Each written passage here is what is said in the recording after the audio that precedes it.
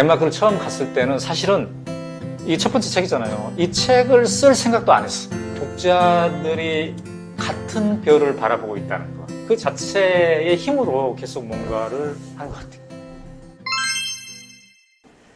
덴마크 다녀오셔서 꿈틀리 인생학교도 하시고 또 뭐 여행 가이드도 하고 계신다고 제가 네. 알고 있는데 뭐 계획하고 혹시 하셨던 건가요?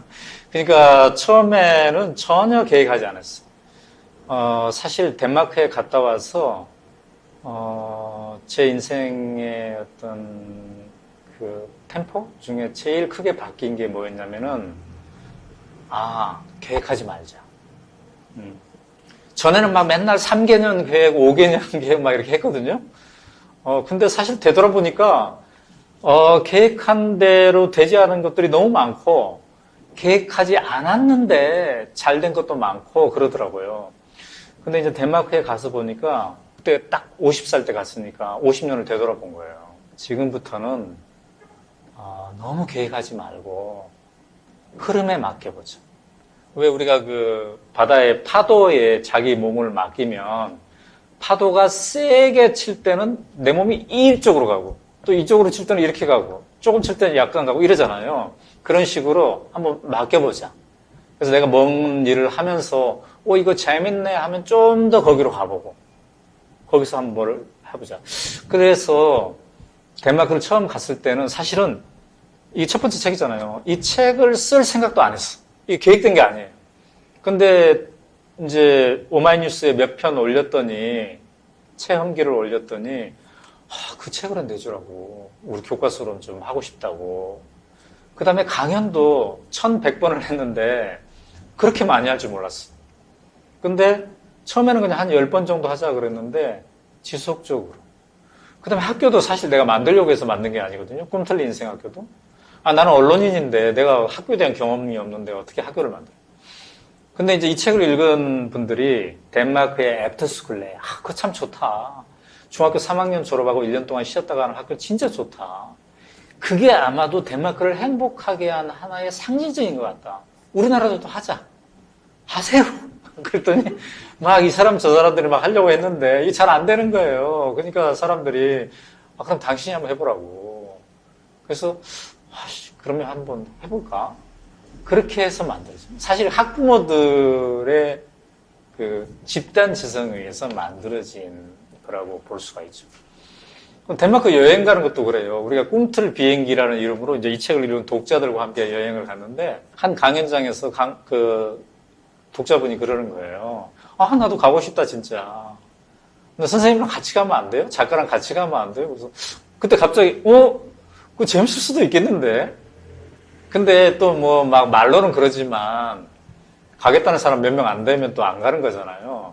근데 막 자기 친구들도 가고 싶어 한대. 그래서 모집을 해봤더니 금방 30명이 된 거예요. 그렇게 해서 처음 갔는데 나는 그것도 한두 번 할 줄 알았어. 근데 4, 5년에 걸쳐서 15번 여행 가이드 역할을 한 거잖아요. 그래서 이제 2019년에는 선말 인생학교를 만들었잖아요. 그 선말 인생학교도 우리 꿈틀리 인생학교, 청소년 인생학교에 온 학부모들이 우리도 그런 게 있으면 좋을 텐데 우리는 학생도 아니고 어떡하냐고. 아니 인생은 내내 성장기다. 왜 학생 때만 성장한다고 생각하냐. 그래 그럼 우리 어른용 학교 만들자. 이렇게 해서 이제 만들게 된 거예요. 선말 인생학교도. 그럼 그것도 내가 뭐 돈이 있는 것도 아니고 뭐 캠퍼스가 있는 것도 아니고 어떻게 해서 만들었느냐. 아까 1100번 강의했다고 그랬죠. 그 중에 한 번이 전남 신안군, 군청 직원들을 대상으로 강의했는데 그 군수님이 2시간 내내 강의를 듣더니 바로 이거다. 어른용 인생학교는 우리 신안군에서 하자 이렇게 하시더라고요. 그렇게 해서 그것도 만들어진 거예요. 그래서 지난 과정이 이런 집단 지성에 의해서 만들어진 거다라고 볼 수가 있죠. 그러면서 지난 8년을 되돌아볼 때 저는 확신할 수 있어요. 재밌게 살았다. 계획하지 않은 것을 뭔가 만들어냈고 나는 늘 그동안에는 막 뭔가 계획해가지고 탁 달성하고 그런 막 그게 기쁘고 그랬는데 오히려 지금은 더 기쁜 거 있죠. 계획하지 않았는데 또 내가 주동하지 않아도 이 다른 사람 독자들과 함께, 저는 이제 이분들을 꿈틀리 주민이라고 하는데, 꿈틀리 주민과 함께 뭔가를 함께 만들어가는 과정, 이게 굉장히 재밌는 것 같아요. 사실 이렇게 유튜브를 지금 우리가 하고 있는데 이것도 마찬가지인 것 같아요. 만약에 코로나가 없었으면 이거 안 했을 것 같아요. 제가 이제 계속 강연을 하는데, 대면 강의를 그동안 해왔는데, 강연 요청하신 분들이 코로나 때문에 이제 못하게 된다. 너무 막 속상하다고. 그러면서 일부에서 그러면 온라인으로 하자고. 그렇게 해서 하다 보니까 또 자연스럽게 이렇게 유튜브도 하게 된 거예요. 내가 유튜브를 하게 될 줄이야. 그래서 진짜 몰랐던 거죠.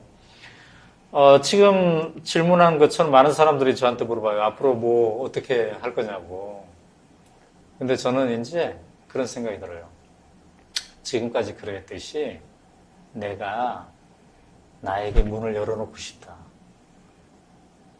내 안에 지금까지 보지 못한 또 다른 내가 있을 텐데 또 다른 내가 어떻게 나오는지를 내가 보고 싶다. 그러려면 일단 어떻게 해야 돼요?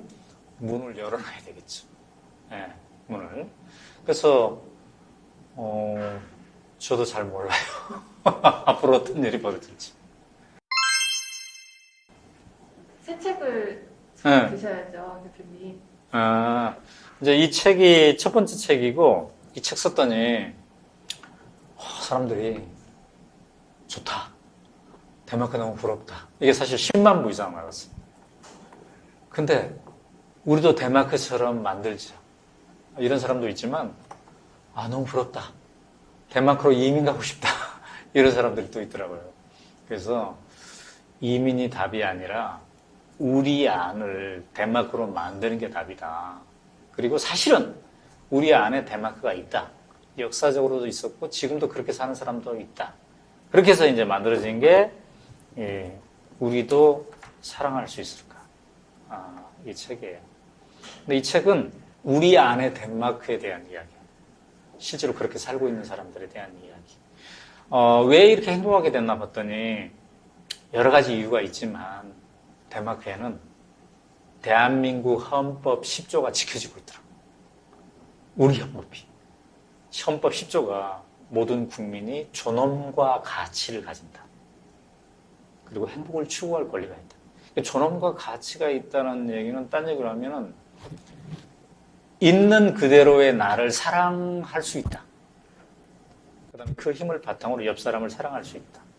어쨌든 있는 그대로의 나를 사랑해야 되잖아요. 그게 헌법 10조를 지키는 거고, 그래서 이제 이 책의 제목을 우리도 사랑할 수 있을까라고 했는데, 제가 강연을 1100번 이상 하면서 쭉 돌아다녀 보니까 이미 덴마크 사람들처럼 그렇게 나를 사랑하고 있는 사람들이 있더라고요. 그들을 만나고 또 덴마크를 추가 취재하고 우리와 덴마크를 연결하는 어떤 다리로서 이 책을 쓴 거예요. 근데 사실은 그래 나도 있는 그대로의 나를 사랑해야지 이렇게 생각하는 사람 많아요.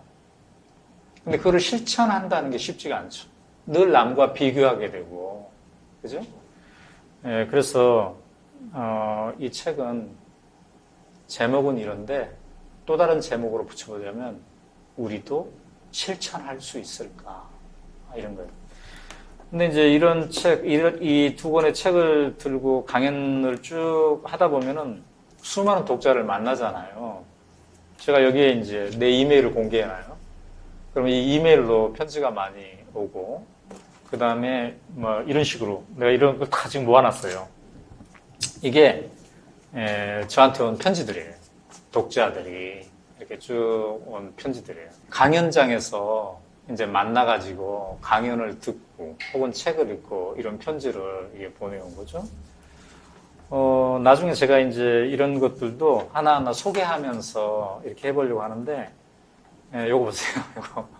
요거는 막 딱 보면은 계획된 편지가 아니라 강연을 듣고 바로 그 자리에서 자기 이 노트를 가지고, 이렇게 이제 한 거예요. 읽어보면은 이렇게 돼 있네. 오연호 작가님, 행복하진 않지만 이제 행복해보려 합니다. 사랑할 수 없는 제 자신을 이제 사랑해보려 합니다.